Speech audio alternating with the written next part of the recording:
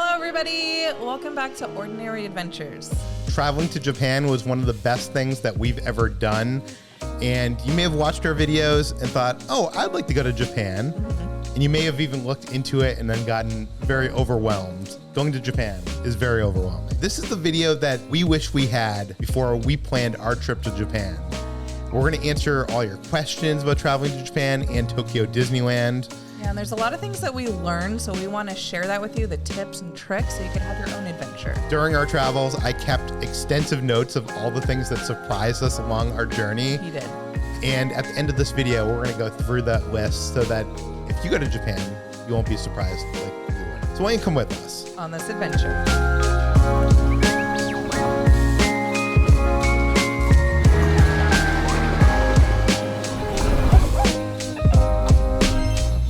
Disclaimer, we are not experts in Japan. We just took one trip, but we learned a lot on that trip. And I think we can relay a lot of good information that you're going to need if you're thinking about going to Japan. But we don't have all the answers and we might get some of this wrong. So just a warning, I've been to Japan once. But you did take lots of notes. I did take lots of notes. I did lots of research too. We've been wanting to go to Japan since before we were even together. And we've tried to plan a trip a bunch of times, and every single time we've given up. Yeah, we would watch videos about it, people giving information, and we would get so stressed out because it seemed like so much. And we're here to tell you that, if we could do it, you could do it. We regret not doing it sooner and putting it off for so long. So before we get into the information, I want to lead with some inspiration here. We started Ordinary Adventures, and the name's a joke, right? It is? Yes. Our first video was us going to the Avengers world premiere. The joke is that these were the highlights of our life. And part of the reason we did this channel was to encourage us to have more highlights of our life, to go out and do more things. To push ourselves. It's pushed us out of our comfort zone quite a bit. It has. She went ziplining, shark diving. We've eaten things we would have never eaten, drinking things we've never drank, gone places we would have never gone. Those kind of experiences, when you push yourself out of your comfort zone, I think are the most rewarding. Maybe not in the shark diving because you got... Yeah. It was so fun. I still recommend it. But if you have motion sickness, don't do it. A trip to Japan is not for everyone. But if you saw our videos and it looked like something you want to do, don't put it off. It's really not as complicated as it looks. It isn't. Okay, let's get into it. We asked some people on Instagram to send in questions. How did you pick the airline? Did you monitor plane prices and book during a cheaper time? No. Yeah, I was going to say, how did we do that? We are Delta people. We're loyal to Delta, so we knew that we wanted to fly with Delta, not only because we enjoy their planes, but because we want to rack up status. Yeah, status, miles. Get miles, get points. That might not be the smartest thing, especially if you aren't traveling all the time like we are. Mm-hmm. What I would recommend is there is a Google travel hack.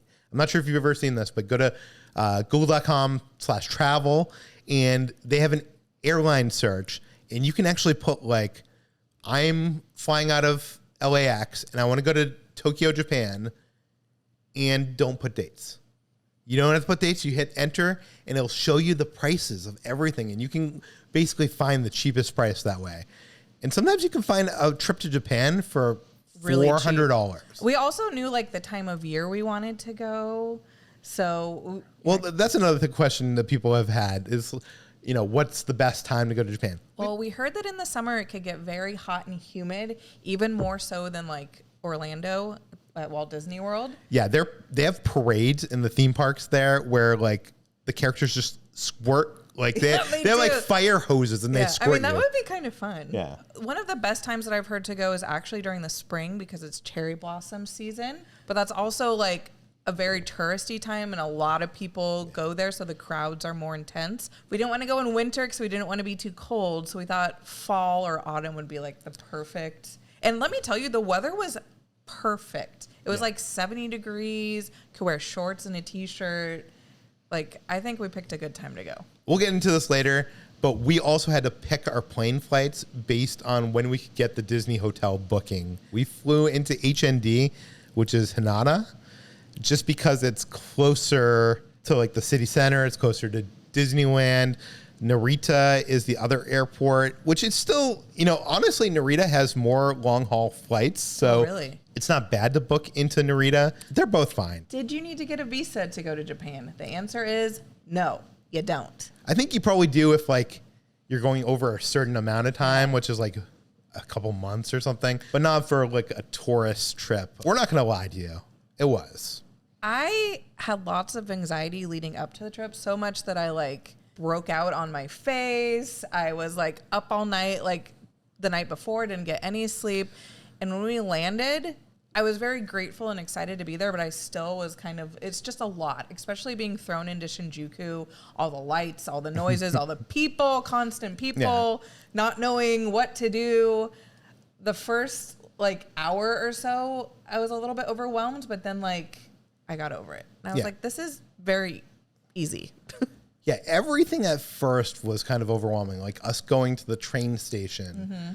We did so good, I think. We didn't panic, and we like figured it out like relatively quickly. Listen, if we didn't have a phone, we would have been screwed. Yeah. That being said, you do need a smartphone. Yeah, so I wouldn't go to Japan without a smartphone. You know what? To me, Japan is kind of like a board game. You open up a board game, and there's all these rules, and it seems overwhelming and complicated. You need this, and then you need. And you spend 20 minutes. You spend 20 minutes to learn it, and then you just play a few turns. And you're like, oh, I understand. And then like the rest of the trip is like easy. Yeah, very easy. And another thing is everybody's very willing to help you, and everyone is so polite. And if they could see that you're struggling, even if there's a language barrier, they will smile and help you the best that they can, which I loved. In preparation for our trip to Japan, we watched lots of videos, read lots of stuff, and you end up watching these videos, and they're like, oh, when you get off the plane, you got to get a SIM card, and you got to get this card, and you got to go to money exchange. You got to do. It seems super complicated, and it's not. Like half those things you don't even need to do, and the only thing that's kind of complicated is booking a stay at Tokyo Disneyland, but we'll get to that in a bit. I feel like our stay at Tokyo Disney was probably the most complicated part of our entire trip, right? Yeah, Which is like funny.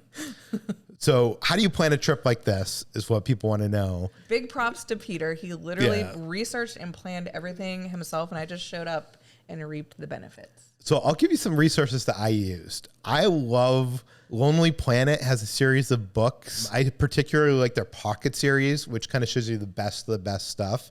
Or you can get the big thick one that has everything and teaches you a lot. Lonely Planet books are great if you like flipping through a book and taking notes and stuff like that. We would also go to YouTube. We'd search for travel vlogs. A lot of YouTube.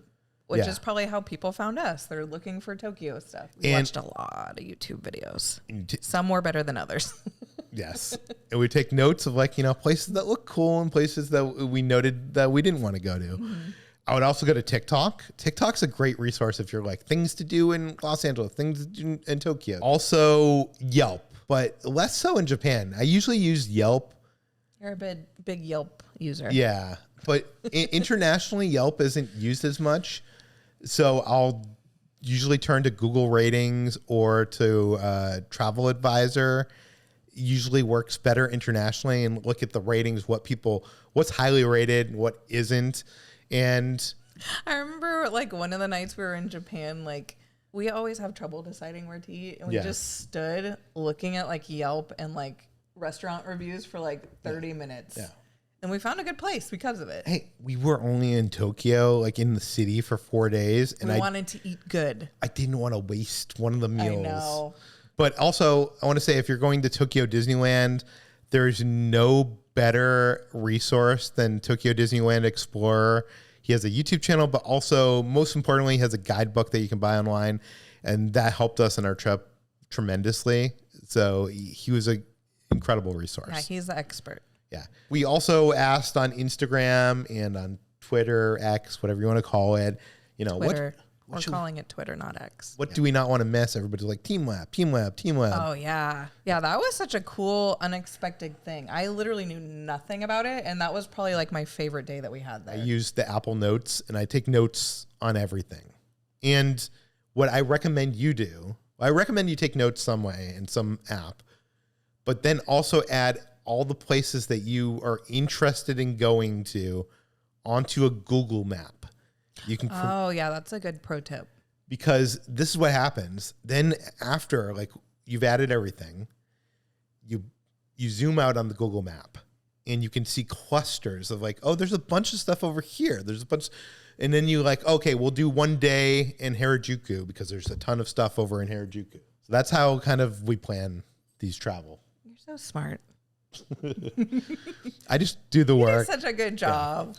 Let's give it up again for Peter. Yeah, thank you. Well, I think the Shinjuku train station is the biggest in the world or the biggest in Japan or something. Yeah. It's kind of like the hub of Tokyo, I want There's to say. 10 times as many passengers go through that train station every day than the busiest airport in the world. It is massive. There was a few times like where we'd get off the train coming back to our hotel and we like went out the wrong exit and it takes you to like a completely different part of the city. But yeah, so that's why we stayed there, right? We also wanted to stay in the Godzilla Hotel. We saw that and we thought it was pretty cool. But being in Shinjuku and being near that train station means that everything is going to be easier to get to because basically almost every single train line goes through that station and you can, it's like a web. You're in the middle of the web. Do you know what I mean? We were like only a few blocks away from it. So it was like a perfect location. That said, Shinjuku is also, I didn't know this before booking. Really? I knew. You did? You could have asked me. But it's kind of like a red light district of sorts. It's like a party. That being said, I think if you have kids, you could still walk around there. Like I didn't feel like it was like X-rated or anything. Not at all. Yeah. But there's definitely like women dressed as maids trying to lure men up to a maid cafe or something like that. Which I'm not even quite sure what that even is. I don't know. We didn't do it. Yeah. On our second night, we had dinner with Chris, the TDR Explorer. And he was like, oh, Shinjuku's the red light district. And I was like, oh. After that, I noticed the things. Really? But our first night there and our first morning, totally didn't notice it. That's so funny. You should have asked me. I knew. So I'm just saying, even though it honestly, like a kid would not even notice. Yeah, I still felt like it was a wonderful place to stay. Yeah. I was really worried about that. I think we handled it pretty well. Every night, though, around like 8 or 9 p.m., I did get very tired. Yeah. So I'd say... That first day, it kicked our butt. Well, obviously. Flying there the first day, you need to force yourself to stay up as long as possible. And I think we made it until like 7 or 8 p.m. Yeah. Which is pretty good. Like if you go to bed as soon as you land, your schedule is going to be messed up. So you need to force yourself to get on the local time and go to bed at a normal time. And I think it really helped us for the rest of the trip. I was a little bit tired, but like I just pushed through it. And then we just went to bed around like 9 or 10 every night. It was fine.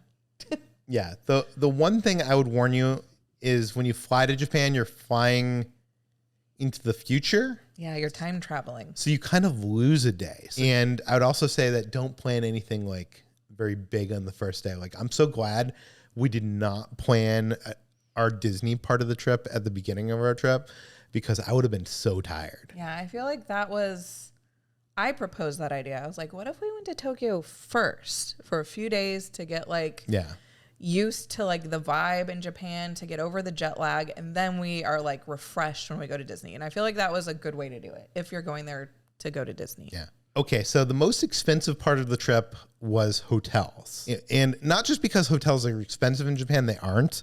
We just stayed at some expensive hotels. Mm-hmm. We were away for 2 weeks and we paid about $5,000 in hotels. That includes Hotel Gracery. The Godzilla Hotel was like $210 a night. Miracosta was almost $500 a night. And Toy Story was like $300 a night. That said, we could have found a hotel for like $150 a night, and that could have been half the price. Like we said before, we have been dreaming and wanting to go to Japan for so long that we kind of like splurged a little bit. Yeah. We wanted to treat ourselves, and we wanted to like do it big and do it right the first time. You know what I mean? Yeah. But like you're fine anywhere that you stay. That being said, I'm glad that we did get to stay at those nice Disney hotels because it was awesome. The food in Japan is super cheap. Souvenirs in Japan are super cheap. And I think we got away for around $6,500 for our entire trip. We did book our plane flight with points, so we didn't pay for that. But, we could have paid $400 each for that. That could have been, then we would be at like $7,300 for the whole trip. Yeah, when we went, the the US dollar was very strong, and it made everything was just super cheap. It was kind of like amazing. We'd go out to dinner, get drinks, get appetizers, get entrees, and it would be like $30 for the two of us. Yeah. That's unheard of in America. Yeah. But back to hotels for a second. You can stay at the Hilton or the Sheraton that's like next to the Toy Story hotel that we stayed at Tokyo Disneyland. And you can find some rooms for like $150 a night at certain times of the year. Mm-hmm. Tickets to the park, super cheap, like $67 a day, depending on the day. What are tickets at Disneyland? $150? A lot. It kind of blew my mind that realistically you could book a trip to Tokyo Disney and it's cheaper than going to Walt Disney World or Disneyland. Yeah, here's the math on the screen if you want to see it real quick. Is everything super cheap at Tokyo Disneyland? Yes, pretty much. Yeah. Yeah. So here's what you need to know is in Japan, the average salary for someone is $40,000 equivalent US. In the US, it's about $60,000. So people make less there, and thus things are priced less. On top of that, like Kitra said, the yen when we traveled was 35% below the American dollar. So that's basically getting 1/3 off everything you buy. One of the things that absolutely blew my mind is here when we go to Disneyland or Disney World, you want a bottle of water, you're a little dehydrated. It costs like $6. In Tokyo Disney, they have vending machines everywhere, so you don't even have to like wait in line anywhere. You just go to the vending machine, and it's only 200 yen, which is like $1.50. Like that, like blew my mind. That is unheard of here at Disneyland. How much do ears cost there compared to here? Yeah, Mickey ears, I think in America are around like they get more and more expensive every year. I think they're like $30 or $35. Wow. There, they're less than 20. I think they were like $15. Yeah, I think like 15. $13. It was insane. I should have bought more. I like regret that I didn't buy more. And food's cheaper there. Here's a comparison of the food in Tokyo compared to Walt Disney World. The number one question we got asked out of everything was not being able to speak or understand Japanese a big issue? I was worried about that. Here's the good news. You could learn a few basic Japanese words. Yeah. Please, thank you, yes, no. Arigato. Yeah. We learned a bunch of those and we used them in our, interactions with cast members or people we ran into. But also always smile. Yeah. And that goes a long way, trust me. Download a translation app on your phone. We ended up using Google Translate. Yes. And it was amazing, not only because you could talk into it and it'll change it into Japanese and you could just show the person, but you could also take photos of things and it'll loosely translate. Like sometimes it wasn't completely accurate, but you got the gist of what it was. And you could also go up to someone and if there was a communication barrier, you could actually put it up to them. They could speak and then you would see the translation. Yeah. And everyone was so willing to help and so friendly. And like I said, smile and that'll take you a long way. In Tokyo, I feel like there was less people speaking English than I thought there would be. That said, there's signs everywhere. You can use your phone. It's not. Yeah, there's a lot of English signs there, which I wasn't expecting for some reason. But I thought when we got to Tokyo Disneyland that there would be a lot more cast members that could understand English, and that was not the case. So I don't mean to worry you or to, That being said, it was very easy to figure things out and everyone was so nice. But yeah, that was kind of interesting. I wasn't expecting that either. And a lot of like the packaging and stuff on the merch there is all in Japanese. And it's weird. Some of the shows and some of the rides are in English. Some of them are in all Japanese. And I think when we showed our videos, we got a bunch of comments like, oh, is there a translator? How are you going to understand? You understand. It's not difficult to understand. I think when we presented it out of context in like quick clips, it seems confusing and it seems like you wouldn't understand. Like these stage shows, these rides are designed to be visual storytelling. So you understand. I would say I understood 95% of it, even though I didn't. Yeah, and you're just vibing anyway. Even if you don't know what they're saying, you're vibing. Yeah. Like when we went to go see the Duffy Show, that entire thing was in Japanese. But I understood that they needed friendship to come together. And listen, I understood the message at the end of it. No? I'm not sure she did. I did. We'd like to thank Tokyo Trade and Sakura for sponsoring this portion of today's video.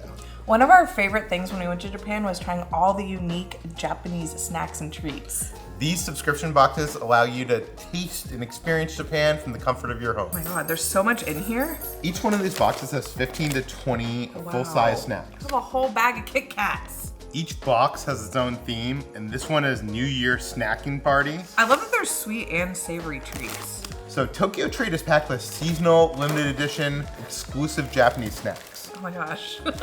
What is this? Looks like ramen. Yes. I gotta try these Kit Kats. So each one of these boxes comes with a 20-page booklet that tells you all the things you need to know about all the snacks. Happy New Year. It's pretty good. The one thing I regret from our trip is we didn't try more snacks. Now we could try them all at home. And the theme of this box is New Year in Hiroshima. So this box has more artisan snacks and it supports local Japanese snack makers. And it has a more traditional, authentic type of snacks in it. Ooh, little fish treat. Has a little fish treat. I feel like this is like Christmas morning. Cheers. Is that the bean paste in the middle? I think so. I enjoy it. So this is a teaki and it does have the sweet bean paste filling. I knew it. Oh, it has that thing from Epcot. Ooh. But it's banana flavored. Each one comes with like a household item. This one comes with a furoshiki, traditional Japanese way of like wrapping. You can like wrap gifts or something. That's so pretty. If you want to get your box or get a box for your loved one, click on the link in the description below and use code ORDINARY and you can get $5 off your order. And now, back to the adventure. How many days would you recommend to explore Tokyo, Japan? I feel like we didn't have enough time in Tokyo. We had 4 days and I wish we had like a week. I know, I was already having FOMO when we got there. Just seeing everything like in the distance and being like, oh, I'm not gonna get to go there. There's so much to see and do there. I would say like maybe a week at least. If you're going to Tokyo, I would recommend probably a week. Yeah, and then you could take the train and go do. If you're going to like Osaka, a day trip somewhere. And so yeah, I would recommend more time because, in by me saying Tokyo, I'm not saying like Tokyo Disneyland. I'm saying just the city itself. I would recommend at minimum 1 day at each of the parks. So 2 days. 2 days minimum, 3 days recommended. And if you're a Disney Parks fanatic and you're just like your one trip there, I'd say 4. At least have 2 days at Tokyo DisneySea and 1 day at Disneyland. Yes. Or maybe 2 days at each. Don't ask me. I think we made it look a little bit more easy than it was, but it was not as overwhelming as you think. I think in our video we showed the map, the train station map in Shinjuku station is insane. There's 51 platforms. There's 16 train lines. It is like, you look at the thing and you're like, how am I going to figure out? And we were scared. Like, I think we weren't filming kind of that first time as much because we were scared and we were trying to figure it out, whatever. But once we figured it out, it wasn't that hard. Just go ask someone. Ask someone who works there. That's what we did our very first time in the train station. We knew like which train line we needed to go to. We just could not figure it out. Yeah. And they were just like, over there. And then it was very easy. Google Maps, I know this sounds stupid. It sounds like, oh, they're giving a tip to use Google Maps. That's like use Google Maps. It's your best friend, trust me. Yeah. Use the directions on Google Maps because when you, like, say you're typing in here and you're in Hotel Grocery and you want to go to Happy Pancake in Ginza and you pick the best route, which early on I picked routes that had the least amount of transfers because sometimes you'll have a route that like has you transfer twice and I didn't want to deal with that even though that would be faster. Yeah.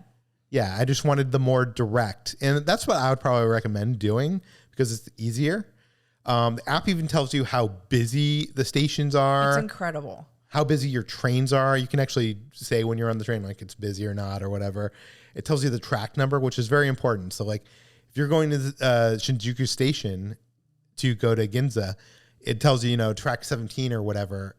You just got to find track 17. Mm-hmm. There's all these like confusing signs, but I learned you just need to know the track number. And then once you get there, know that's the right train. Going to Japan like in the 80s on smartphone. Can you imagine? I can't imagine. I think once you'd get the hang of it pretty quick. But imagine going in that train station and not having Google Map. I don't know if I'd get the hang of it. But the other important thing I'd tell you is it's very important to know which exit you're coming out of the train station. Shinjuku Station, for example, has 200 different exits. It's insane. You could go out one exit and another exit could be almost a mile away. It's not like New York City or I guess maybe I'm not even sure if New York City is a good example. Boston, like I used to live in Boston. When you get out of a train station, you're either on like one side of the street or the other side of the street. There, it could be like a mile away. Yeah. So you need to go read what exit it tells you to go to because that's very important. Yes. Pro tip. But if you follow the directions, you'll be fine. When you watch videos of like you're planning to go to Japan, they tell you, after you get off the plane, you need to go find a place to buy a Suica card. And there's this card that you load money onto, and you can use it at train stations. You can use it at vending machines. There's chips shortage. They're hard to come by. It's not a problem. You don't even have to look for a place. You just go on. If you have an Apple device, I'm not sure if it's on Android, but on Apple Wallets, you can go to Apple Wallets, and there's like a train section, and you can add a Suica card, and you just add the money from your phone, and literally through Apple Pay. And that was a lifesaver because you could pay for so much stuff with that card. We used it for all the trains. You literally just put your phone up to the reader, lets you in. You don't even have to open the app. We figured that out later. Yeah. We were idiots. We'd get to like the turnstile and we'd hold on, let me get to my wallet. No, you just put your phone near the thing and boop, lets you in. I just learned recently that I could have just used my Apple Watch because my Apple Watch. For next time, we'll be pros. And then every time we went to like 7-Eleven, or I'd say 99% of the vending machines, you could use that as well. Very, very easy. And then if you see you're running low on funds, boop, boop, just add more. You're good to go. Yeah. Boop, boop. Some people have asked, you don't even have to touch it. You don't even have to touch it. Well, that's what I did. You can, but it's very expensive. They have Uber. It costs like 20 times as much as a train ticket. And you might get to your destination even in less time than the train would take you there. Yeah. Like there was one point I think we needed to get to Team Lab Planets, and we left the hotel late, and I was like, I'm not sure if we're gonna have enough time to get there. I looked up the Uber, and the Uber was gonna get us there later than the train, and it was gonna cost like $60 compared to like $5 between us to get there. So we used Klook, I believe it's called. And by airport transportation, I mean we booked a car service to pick us up. Yeah, from the airport to our hotel. You don't need to do that. You could. We were just worried. We were like, it's going to be too much to learn the trains. I think next time we go, we'll just use the train. I just didn't want to be on the train, like a busy train with like all our huge luggage. Yeah, because the trains get packed there. Like you're packed in like sardines. But apparently they have at the airport, you can just leave your luggage. There's these services that'll basically deliver it to your hotel. That's smart. Yeah. So maybe next time we'll try to do that. And we also used Klook to book our tickets for Shibuya Sky. That's the observation deck. You can book Disney tickets on there. It's actually probably the easiest way to buy tickets at Disney, even more than buying it through Disney. Americans who don't travel internationally, Klook sounds like a scam. Sounds like a scam. What? Yeah. But what? I wonder what that means. I don't know. Yeah. This is one of those things that like made me nervous. I'm like, we're gonna have to find a place to get a SIM card. The new iPhones don't have SIM cards; they're eSIM. Or we're gonna have to get like a wireless hotspot. Like, don't worry about it. Or actually, I'm not gonna say don't worry about it for us. For us, I have AT&T. I have Verizon. It's different for every phone plan, I'm sure. But with AT&T, they have like this $10 a day international pass. If you don't use your phone that day, you don't get charged. But if you take out your phone and you're using it, you get charged $10, which I think is a pretty good deal. The only time I ever had issue is sometimes in Disneyland because it was so crowded and everyone was on their phone that like I lose when service. There was a parade. Yeah. But like when we were walking around Japan, it was very easy. My phone worked perfectly. There was never a time where I was like, oh no, my phone's not working. I don't know where I am. I need to look at the map or whatever. Like, so it worked very well. Yeah. $10 a day. You can turn it on your phone. We already had it on because we go on cruises a lot. And like when we go to, we're in some other country on a cruise port, it just turns on for that day. It charges us $10 and we get to use our internet. There's Wi-Fi almost everywhere in Japan. So you could use that. If I wouldn't rely on that.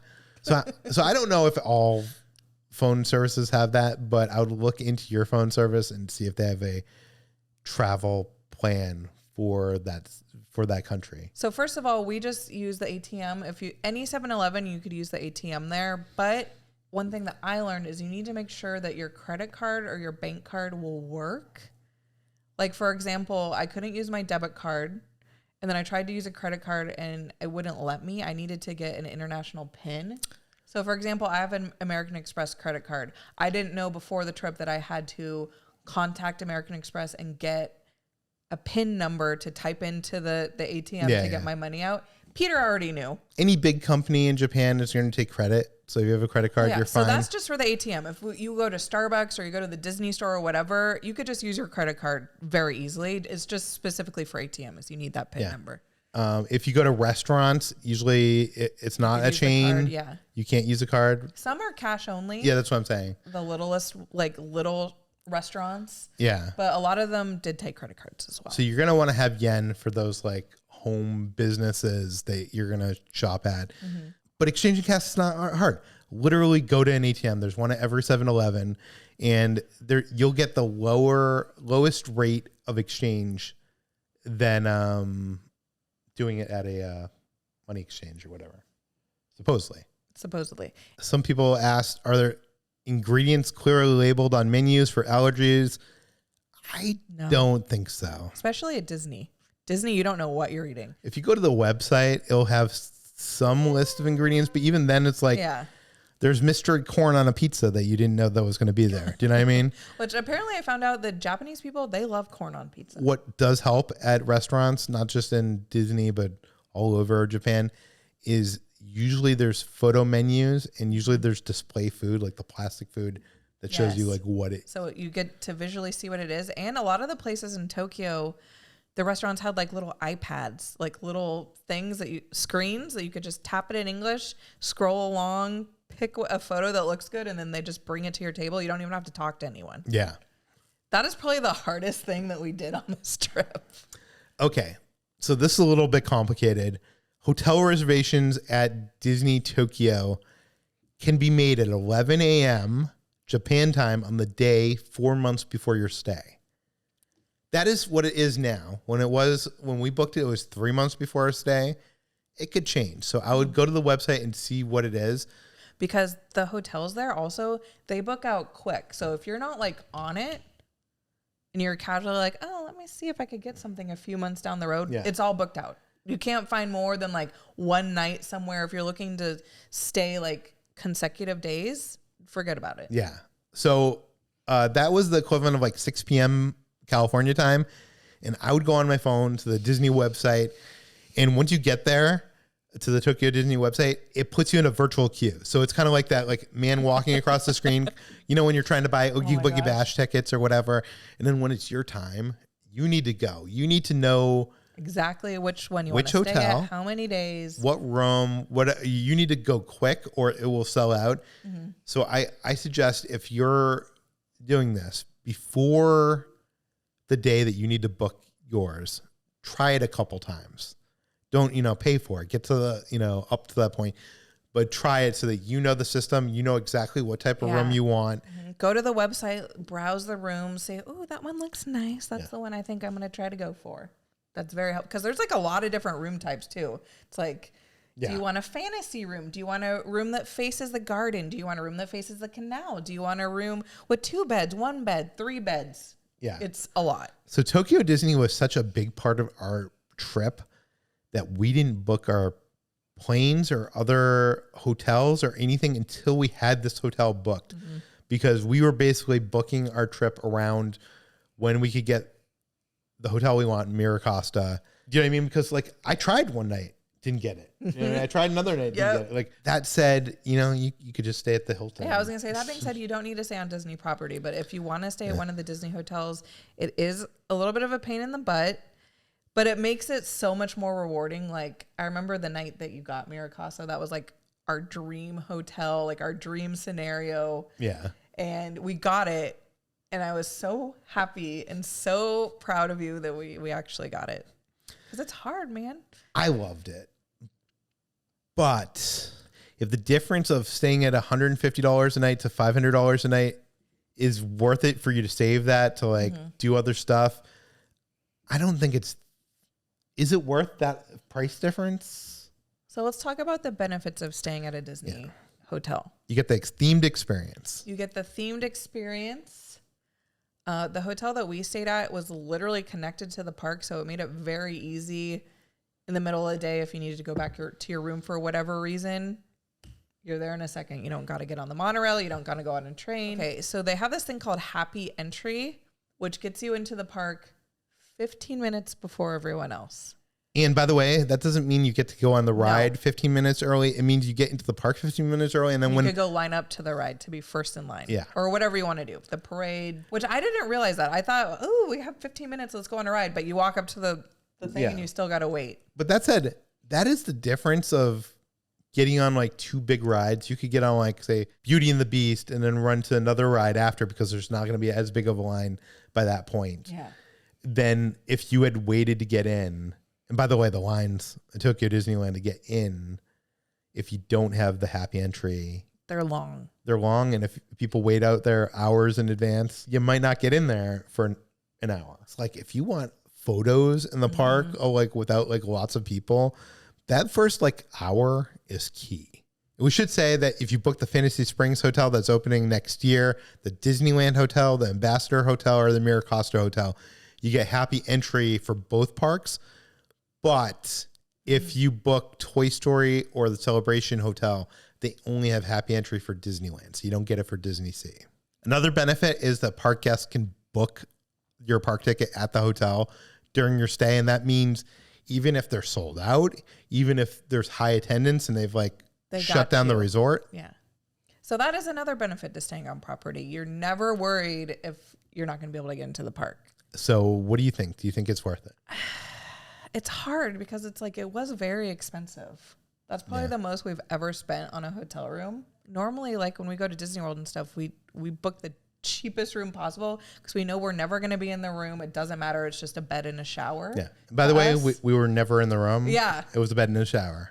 But it was nice at the end of the night to be able to like just go into our hotel up to our. So if you want to save yourself money, a Disney hotel could run you $300 to $600. It's expensive. A hotel next to the monorail could run you $150 to $200. So you'd save, was that like half? Mm-hmm. Almost 1/3 maybe. That means you could eat more and buy more souvenirs. Yeah. That's the way I look at it. Some people ask, can you go into the Toy Story Hotel to eat at Lotso Garden or shop at the gift shop without a reservation? No. And I don't know if that's like a temporary thing or what the deal is with that, because at Miracosta, I think you'd be able to go in, right? I think it's probably because they have those photo ops all over the place. And I think they want that to be a benefit of people staying there and not. Yeah. So every time we went back to our room, they have somebody standing guard and you have to show them, you have to prove that you're staying there and then they let you through. So we purchased them at our hotel, but you could also purchase them on Klook or on the Disney website. I've heard the Disney website could be finicky about certain credit cards. I would just use Klook, to be honest. But well, it's a little bit different than it is in the States because they don't offer Genie Plus. When you get into the park, you scan your ticket into the Tokyo Disneyland app, and you have to enter the park before you can get a fast pass. They have two different kinds. They have Premier Access, which is paid, and then they have Priority Passes, which are included. Yeah. So it was great. Like for the more popular rides like Beauty and the Beast, it was the pay for pass, which when you see the line that's like 3 hours long, I think it's like around $10-15 to pay for it. Yeah, when you're paying $60 to get into the park, it feels like a bargaining. Like, oh, I get to skip a 3 hour long line for $15. So like, I'm saving money by doing this. I still haven't it paid. Makes sense. It wouldn't make sense not to do this. Yeah, I still haven't paid the amount of money that I would have to pay to get into Disney World, and I'm getting. And then you could go buy 6 bottles of water for the same price as one in America. So good to go. So the Premier Access Pass includes the most popular rides, the ones that are on the screen right now. So when you get yourself a Premier Access Pass, you can't get another one for 60 minutes after you get it. Or if the time comes for you to use that pass, you can get another one. And then there's also one that you don't have to pay for. It is called a Priority Pass. I think it was 2 hours. You get a time for a ride that you want to go on. And then once your time is called, like you could get another one or 2 hours after Does that make sense? Yes. It's kind of like how fast passes used to work before they took them away from us here in America. And that doesn't include like the big rides, but it does include some cool rides like Pooh's Honey Hunt, Nightmare Before Christmas, Haunted Mansion, Monsters Inc. Yeah, which are all amazing rides. Star Tours. We're not sure if this is going to become a paid service later on like Genie Plus, but right now it's included in the price of your ticket. And it's called the 40th Anniversary Priority Pass. But the 40th anniversary is going to run out. So will they continue doing this? We don't know. We don't know. You can pay for premier seating for the parades, which we did. And it's actually kind of cool because you pay, $10, $15, and then you get an actual spot with a marker on the ground. So you're not, just showing up and not knowing where to go. You have a specific place. An assigned seat. And everybody sits there, and everyone sits on their little dot, watches the show. I found that to be absolutely incredible. Like, that would never work here in the States.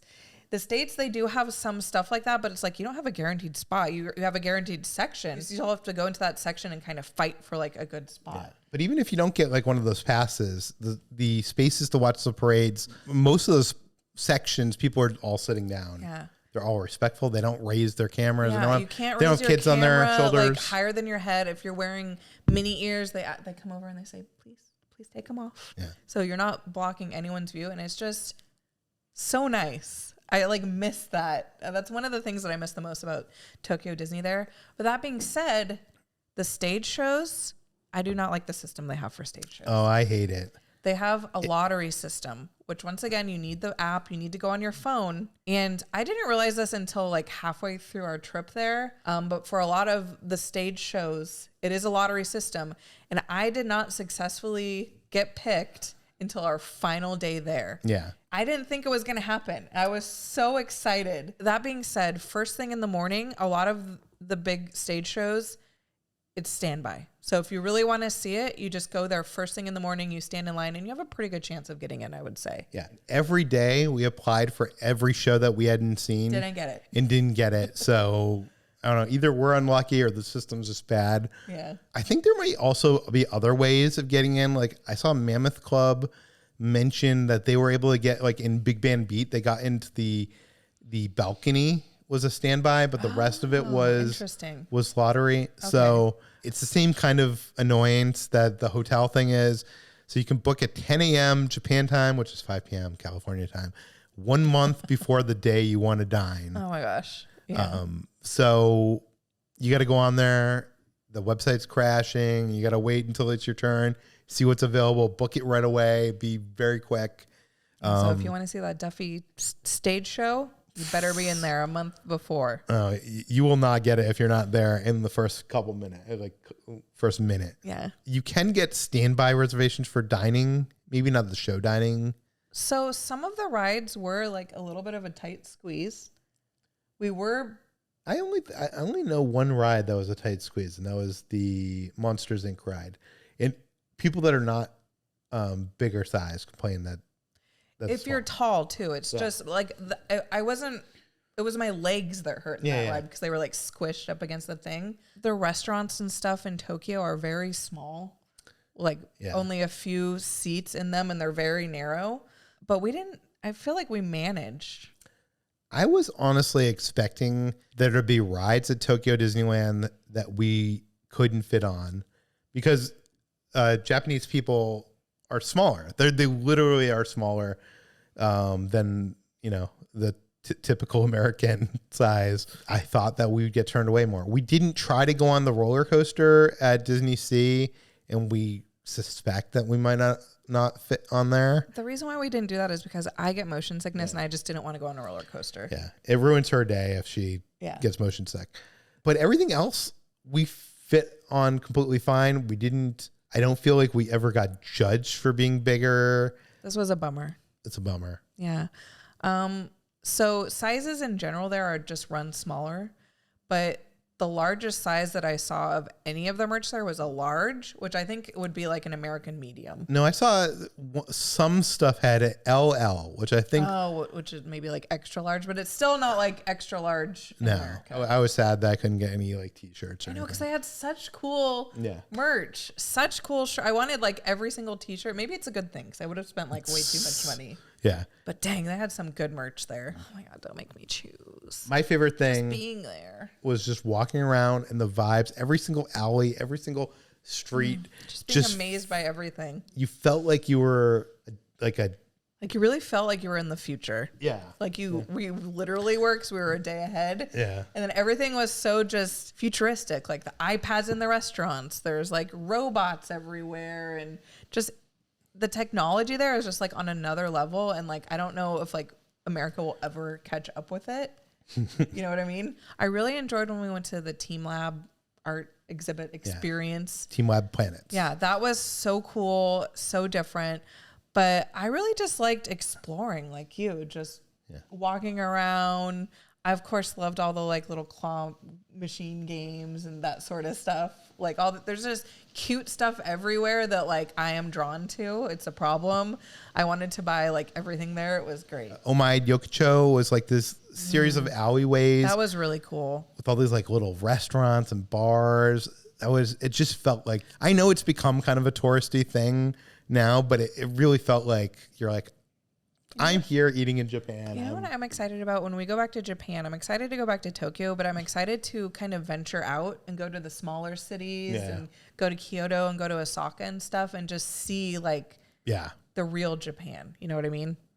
So for me personally, my favorite ride was probably Beauty and the Beast at Disneyland, but so many of the rides were awesome. I also really liked Pooh's Honey Hunt. I love the Monsters Inc. ride. I loved Sinbad. We went on that ride probably like 15 times. We didn't, we obviously only filmed it once or twice, I think. But like, we'd be like, oh, Sinbad, 5-minute wait, want to go on it? And we went on that ride so many times. Yeah. That ride was so cute. But yes, of course, Journey to the Center of the Earth. That ride was amazing. Aquatopia. Oh my God. I know, there's so many. We rode that another time, and I wish we had filmed that one, because that one we went like under a waterfall and cave. I know. I regret that we didn't film it. Best drink from vending machines. Water. Just kidding. I mainly just drank water, but also coffee. You could get hot coffee, cold coffee, and it was all delicious. I want to say melon Fanta, but I don't think I ever got melon Fanta from a vending machine. I know what yours was. That little apple drink. Remember? I love that apple drink. It was so crisp. I don't know how to describe what the apple juice tasted like, but it was amazing. If you had talked to us before we went, if you had said, Peter, make a list of 20 foods that you're going to enjoy in Japan, I don't think curry would have been in that list. Oh my God, curry. Japanese curry. We have become obsessed. Let me tell you, the amount of times that we have ordered Japanese curry since we've been home is, I don't even want to tell you because I'm embarrassed. Like, I was like literally thinking when we were sitting here filming this, I'm like, after this we should order some curry. And not just the curry, but also like the fried breaded like pork. Tonkatsu, yeah. So good. So good. The cheese, you can't forget the cheese. Ooh, put that cheese on there. Ooh, yeah. Sorry, I got excited thinking about curry.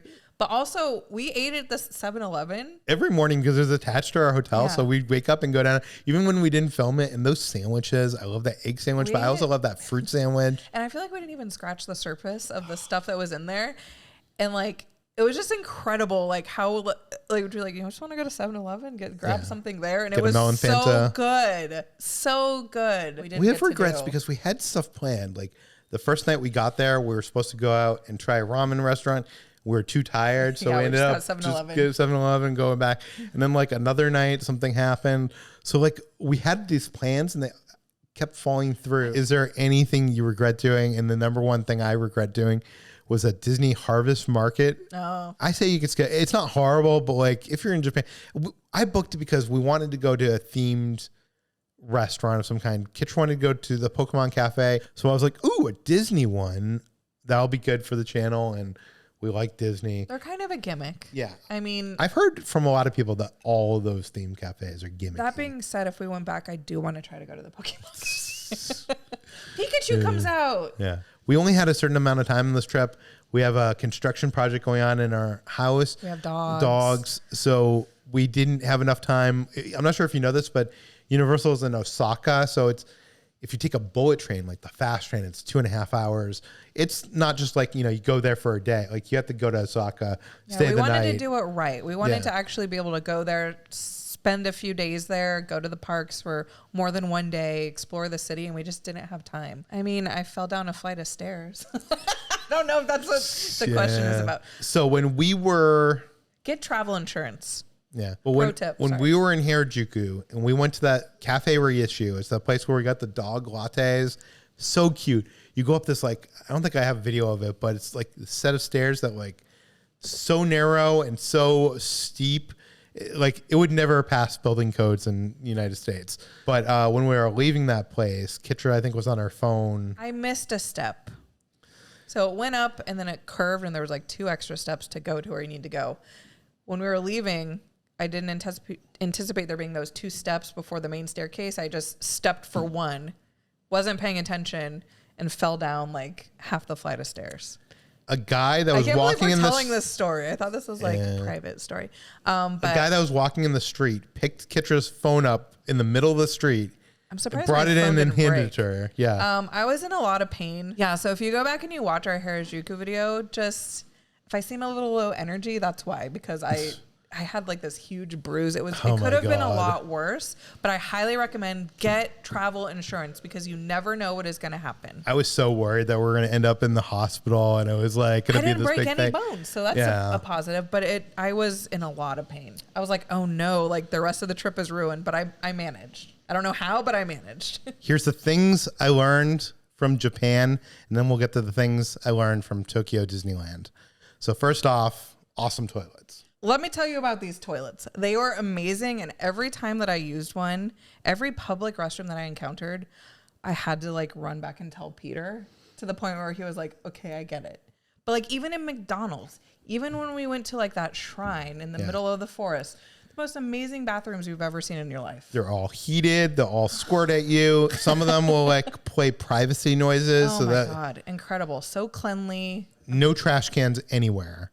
Yeah, that was a bit shocking to me. So if you're going to Japan, I would bring a bag with you. Like even if it's like a small bag you can put in your pocket or in your bag. I mean, I guess if you have a bag, then you don't need a bag. But you need to put your trash in there until you can find a trash can. I think they got rid of trash cans because there was like this terrorist bombing thing. Not a lot of people like walking and eating. That's not a thing they do there. Yeah, so don't do. Every time we'd stop and eat, like I wouldn't recommend walking and eating. Plan to be open to unplanned exploration. Some of the best things we did were things where we're just like, oh, what's that over there? And we like, have a plan. Like, ooh, it's shiny. Let's walk over there. Yeah. What is that up there? And then like we would find and go off on all these adventures. So don't book your thing out so that you have too many plans that you can't do that. Have some wiggle room. Japan, like every alleyway is another adventure. Yeah. And there's also another thing. There's vending machines everywhere. And I don't think we did a good job showing it in our video. I'm talking like every 30 feet, there's a vending machine. I will say though, I was a little disappointed watching YouTube videos. You're like, oh, there's going to be all these crazy vending machines. And there are vending machines that have soups and warm stuff and but it wasn't as crazy as I thought it was going to be. Most of the vending machines out when you're walking around Tokyo are just drinks or warm soup. But I feel like the more interesting ones were in the train stations. That's where you find I need a diaper, or I need ice cream or whatever. They had everything. If you eat at a McDonald's or any kind of quick serve place, napkins are these tiny, that thin, was interesting.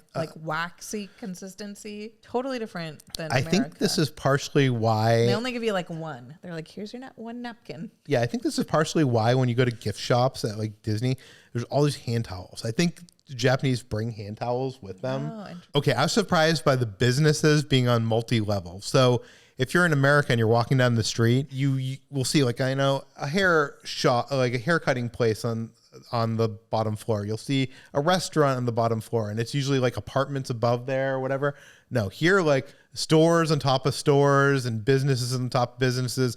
You're walking up little narrow staircases. Yeah, that yakitori place we went with Chris that was like so interesting. There was like this tiny little elevator, and like every level, like it would open up to like a different restaurant. And there was like 12 stories. Yeah. It was so cool. So don't just look at what is on the ground floor.